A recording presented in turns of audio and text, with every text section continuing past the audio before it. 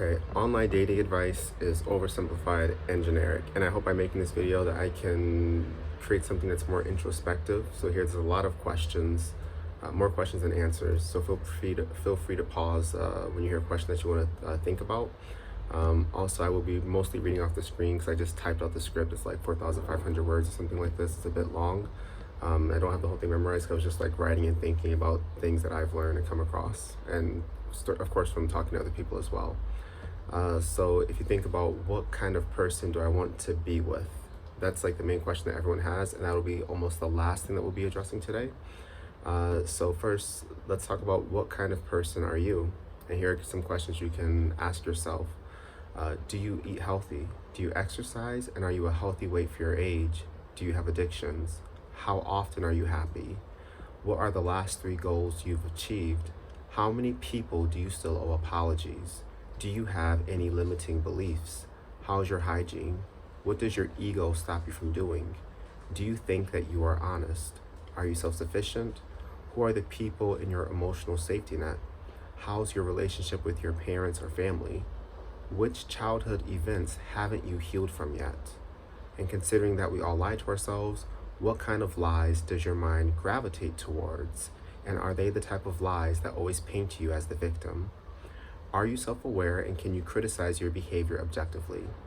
Do you have attachment issues, and do you get into relationships fast? So these are just some questions that are in, let's say, a certain sphere, and I want to introduce these type of questions into your thinking, and you can kind of follow the thinking train along the way.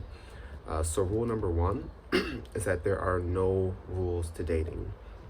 You've probably seen videos online that talk about how to date as a man or how to date as a woman, and it's all oversimplified and it's way too generic. And generic discussions typically lead to gender wars, insensitivity, and harmful conversations. There's no set way to date a man or a woman because everyone is different. And I know that some people might immediately argue and say, well, women's brains are hardwired to be more caring and men are hardwired to be more assertive. But if you're entering dating with this mindset, you are already failing, because now you've just reduced the person in front of you to a generic piece of information, and you have to approach each person with respect and respect their individuality and believe that the person in front of you is an individual. Step 1. You're not dating a white man, you're not dating an Asian girl, you're not dating a black man, you're dating an individual. Hence why there cannot be rules besides not having rules. But what I would like to share with you is a bunch of ideas. I don't know, I didn't count how many I've had, but I'll just go through them. So the first idea is, why do you want to date versus how do you feel being single, and how will you feel if you're still single for the next 2 years? Answer these 2 questions and compare the answers together. Next idea is, what baggage from my past relationships am I still carrying? And that extends to friendships and family relationships. Think about every argument you've had with someone close to you, and think about the negative interactions you've had with people, because each of these moments have changed you a little bit. So sit down with your memory and figure out what happened in these moments to change you, and find out how to function around that pain. You don't have to forget, but you have to find a way to heal a bit more. The next one, idea 3, I think this is 3, is it's about triggers and verbal discussions. And I think that after the honeymoon phase ends, there's always typically some verbal altercation that leaves a bad taste in your mouth or the other person's mouth. And it's very, very easy to point the finger at somebody and say, hey, you hurt me, or you said this. But ask yourself, what is it about me that's making me respond this way? And I'll give an example, and I'll give like some other examples, of course, about other things. So for example, someone can say to me, your hair is ugly, which is rude, but a lot of people will say, you can allow words to hurt you, or you can choose to ignore them. And this is not a great way to think about the situation, because it doesn't actually allow for growth, and it's not a preventative measure. So the words are the trigger, the result is that you are hurt, but why? What is it about the trigger that conflicts with my internal beliefs or insecurities? So we take the comment, let's say your hair is ugly or whatever, dig deep, and then you can find out that, oh, I have a texturous mentality, that's why I'm hurt. Or, oh, I don't actually like my own hair, that's why I'm hurt. I'm scared of going bald because I find being bald ugly. My hairline is going back and I'm ashamed of it. I feel ugly in comparison to the person who is talking and I want to be viewed as attractive. This is the reason why that comment hurt. The comment was just a trigger, but there's an underlying thing that you have to get to. And the examples that I just made are just like really surface level realizations that only take a minute to figure out if you can be honest with yourself. So whatever the reason is, work on that. And just remember that the trigger only exposes your weak spot. And so when someone says something hurtful, we typically love to put all of the work on them because it's the easiest thing to do. But these are the moments where we can work on ourselves and actually allow ourselves to grow, where we stop being triggered by certain comments because we've addressed the core issue. So if you're the type of person who gets triggered often, or you're dating a person who gets triggered often, or even if it's a friend that you have that gets triggered often, because this advice I think applies to all relationships, sit down with yourself, figure out what's hurting you. And I say this because while you're dating, your individual will hurt your feelings at some point. So when you get hurt, find out what it is about yourself that the comment or trigger has exposed. And when you see your partner is upset based on something you've said, try to understand what you could have said as a trigger to something deeper.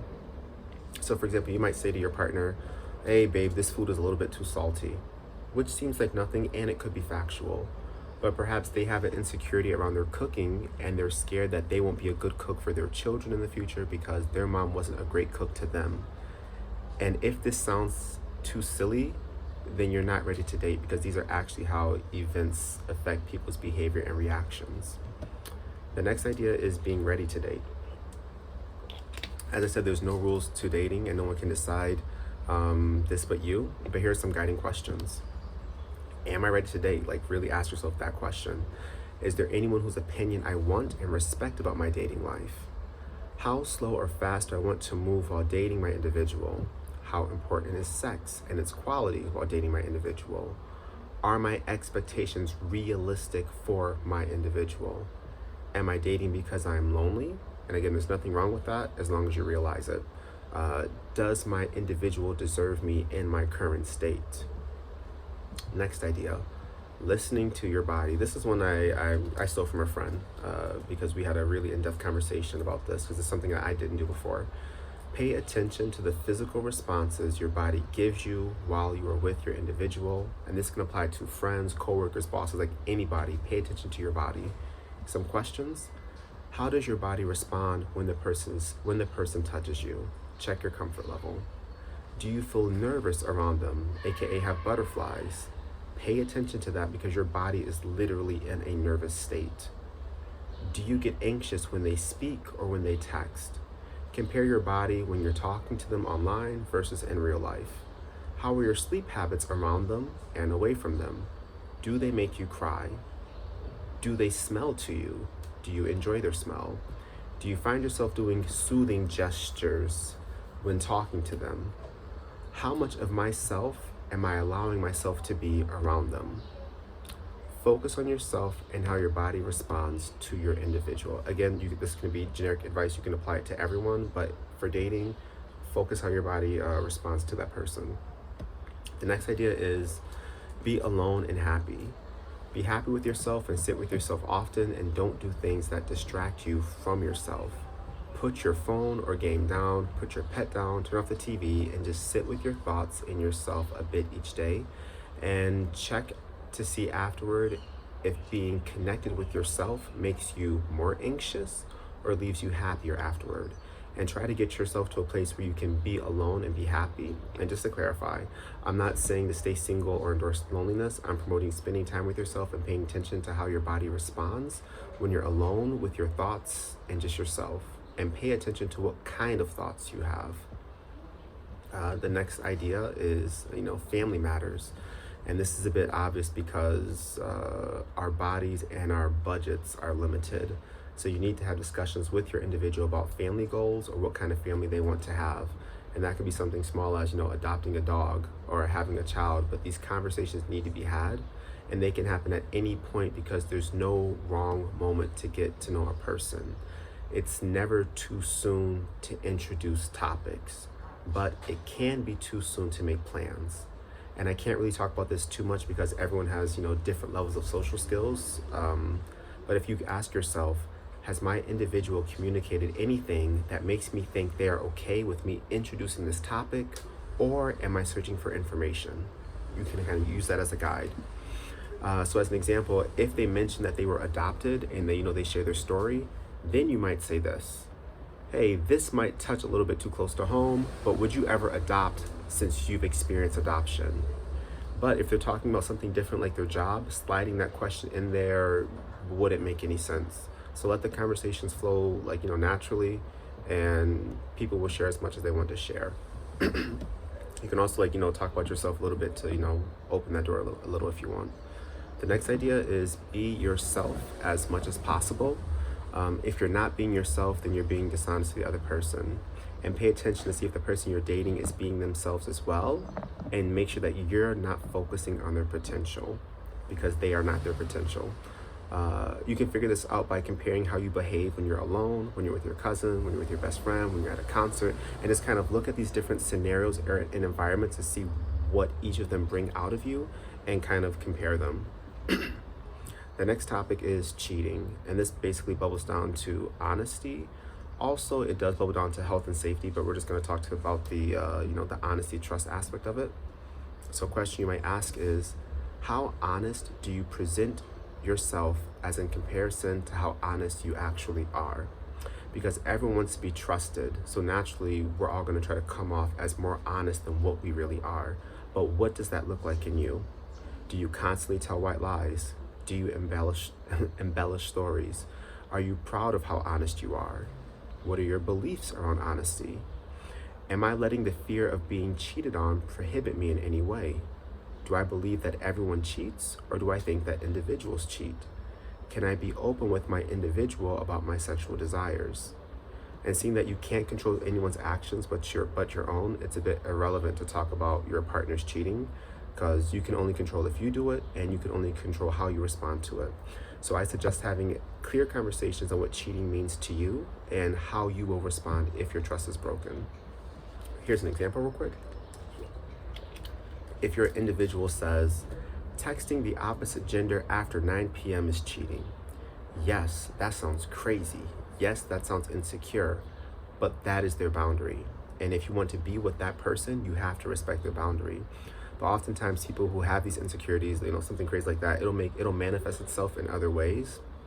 But anyway, if someone is asking for something you can't provide or you don't want to provide, then you're keeping yourself in this situation.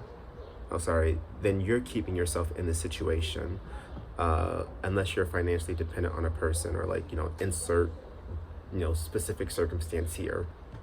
But I think you guys get the point. Set your rules. Try to be reasonable and set your course of action for each rule, and make sure you keep your word to yourself, because it's one of the few things you can actually control. The next idea is respect. What does it look like, sound like, and feel like? What examples of respect have I observed? Do I know the definition of respect, or am I confusing it with obedience? Do I respect myself? And if you want to exercise that might hurt your feelings, ask 5 people to list a bunch of ways that you don't respect yourself. And they might say things like, you don't respect your body because you smoke or you overeat. They might say you don't respect your mind because you fill it with trash entertainment. And they might say you don't respect your own feelings because you choose to associate with people that hurt you. And this conversation about respect can easily start a gender war, or even a cultural war. But respect is earned, not given. No one should command respect if they're not giving it. There's nothing inherently great about elderly people that makes them deserve our respect. Not at all. Some of them are Nazis, some of them are KKK members, some of them are lying politicians who are currently stealing our money, and some of them are child abusers. If someone doesn't treat you with the kind of respect you want, leave them. And again, it's the kind of respect you want. If you don't want a lot of respect, that's okay. If you want a lot of respect, perfect. Just make sure it aligns and matches with what you want. And I already know that some people have crazy demands, and some people watching this video will still confuse respect with obedience. But recognize what this word means to your individual. And if your definitions don't align, then rethink how you can show more respect to yourself and to your time. And I cannot emphasize this enough. Respecting yourself doesn't only mean doing nice things for yourself and taking care of yourself. It's also deciding who gets access to your time, who gets access to your emotions, who gets access to your dreams, who gets access to your home and your life, and who gets access to your future. The next idea, loving yourself, which we've all heard a million times. And when you love yourself, you'll make the best decisions for yourself. But you have to take time and get to know yourself and pay attention to yourself and study yourself. You can't love a person that you don't know. And the more you get to know yourself, the more you can love yourself. And that's just why for $15.99 a month, you can take my course. No, I'm just joking. There's nothing like that. I just had to throw a joke in there because these videos normally have some type of sponsorship or something like that. So I would recommend taking 10 minutes to an hour each day and practice being with yourself. Or first find out how much time you are actively spending with yourself daily, where there is nothing distracting you from engaging with your thoughts, and pay attention to how each thought flows to the next. Pay attention to how your body responds, how you feel, and are most of your thoughts hypothetical and anxious, or are they critical, or are they reflective? Just really be with yourself to know what kind of person you are. And looking at your thoughts is a great way to, and your body's reaction is a great way to figure that out. See what kind of person you are by spending time by yourself. And understand that dating is you getting to experience another individual and that person getting to experience you. And there's no right or wrong way to do this. In the same way, there's no right or wrong way to have sex with your partner. It's a case-by-case thing. Because some couples verbally abuse each other during sex. Some couples scream and yell when they get angry. Some couples enforce strict gender roles. And what other people do doesn't matter as long as you're doing what you want to do. So what an Andrew Tate or Kevin Samuel says is irrelevant because they speak in generic terms and they reduce you as a viewer into a simple-minded person who can't think for themselves. And really, since it's your dating life, it should be about you. That's why I'm asking so many questions, because only you can answer these. And if you're concerned about family values or the modern dating landscape, grow the fuck up. You're an adult. Focus on yourself and your family and your friends. If you're scared to date because you think you're not attractive, get in shape. Eat according to the number of calories you can burn, and there are apps to help with that. If you're comfortable in your skin, then stay exactly the same. You can also, invest in some quality makeup, or learn to be satisfied with what you got and then work on your personality and social skills. If you think about it, most comedians are not attractive, aside from the guy on TikTok, I think Matt Rife is his name. And people who love comedians, they love them because they're funny, they have personality. They're never that good looking. Look at Dave Chappelle. Look at the other guy, Ricky Gervais or something like this. These niggas are ugly. But don't let your luck harden you to dating others. If you haven't had good experiences, do not let luck stop you. And if you notice that you haven't had much luck and you're starting to hate dating, then you might need to work on yourself and work on who you allow to enter your life. And remember, just because you're attracted to someone, that does not mean they like you or are interested in you. Even if you do a kind gesture for them, that's on your own merit. They owe you nothing. Learn the signs of rejection and learn what discomfort looks like on other people, and learn to respect other people's space and know when to stop. Rewind if you need to hear that twice. Now let's talk about sex.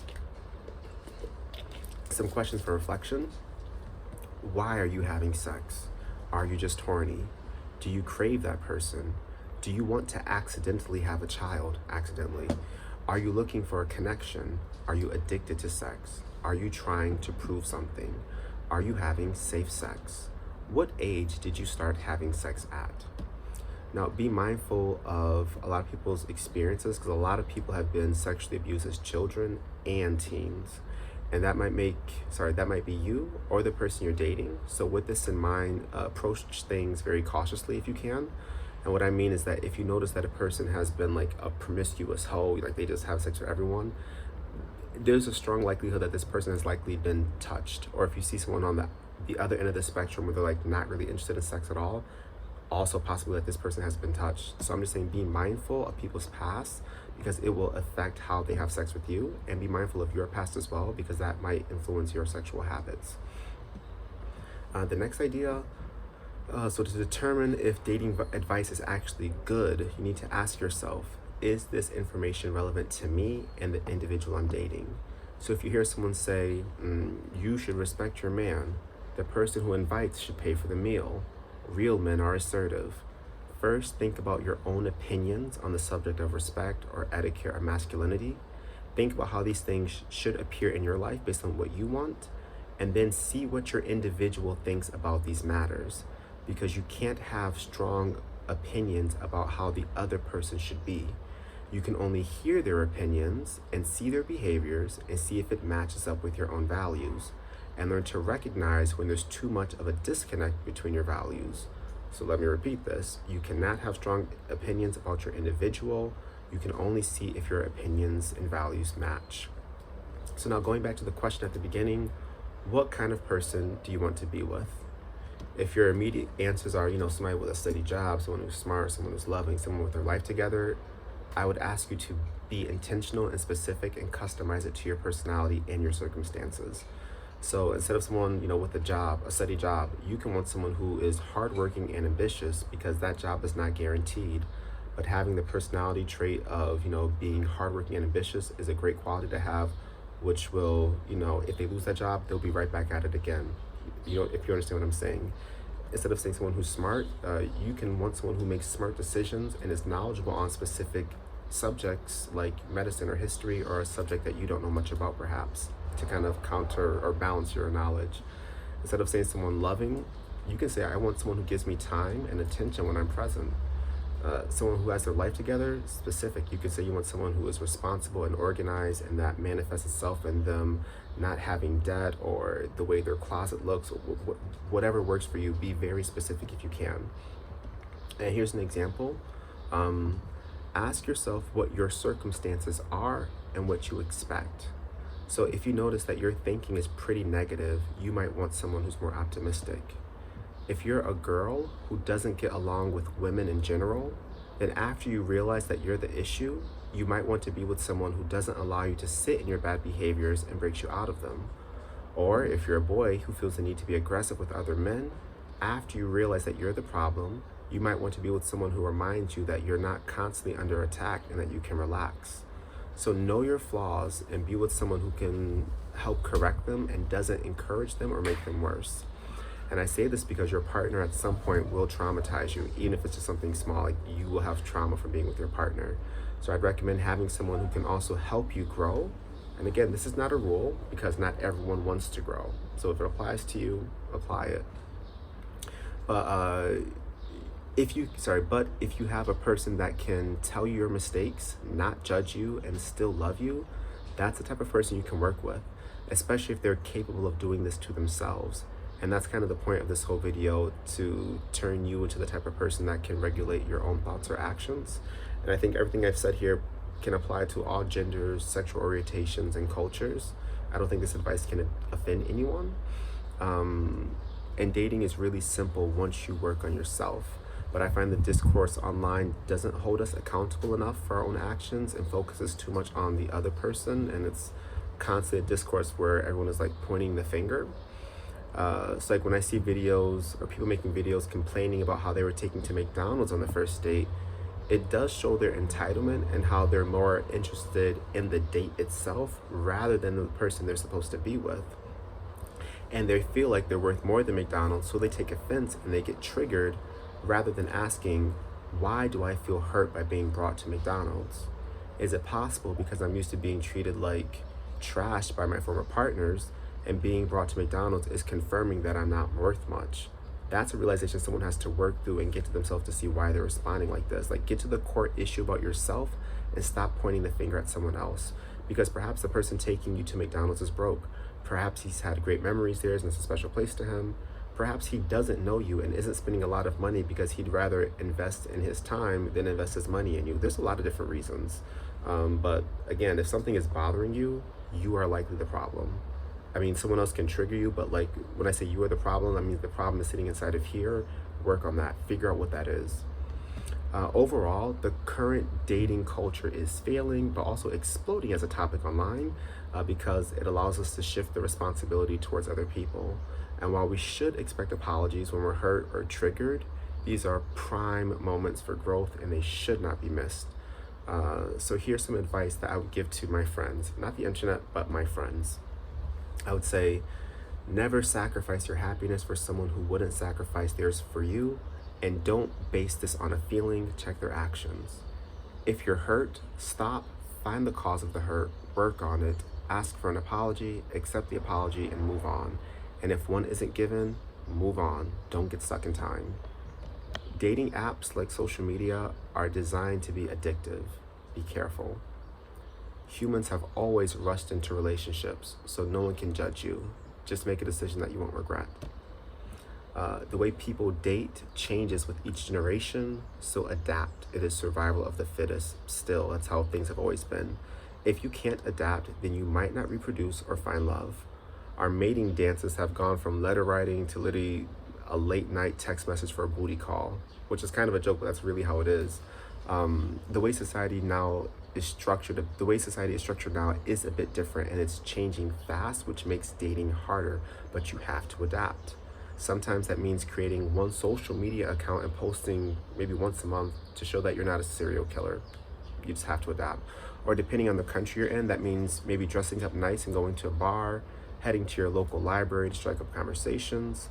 But if you want to date, you have to adapt to your environment. And the internet or these dating apps are great tools to get information, to meet new people, and to see or discover new events where you can even meet new people. Know how it feels to be cared about, and recognize how people treat you when they care about you. When you hurt someone, pay attention to impact over intention. And if anyone watches Karamo, he's always saying this. Regardless of what you meant, focus on how you made that person feel, and don't use this moment to try to make them grow and tell them to look inside themselves. That's something that you should only be doing for yourself, unless they ask you for, a personal analysis of their behavior. Next is, do not tolerate abuse of any kind, do not offend abusers, and most importantly, call out abusive behaviors. Next, take care of your kids.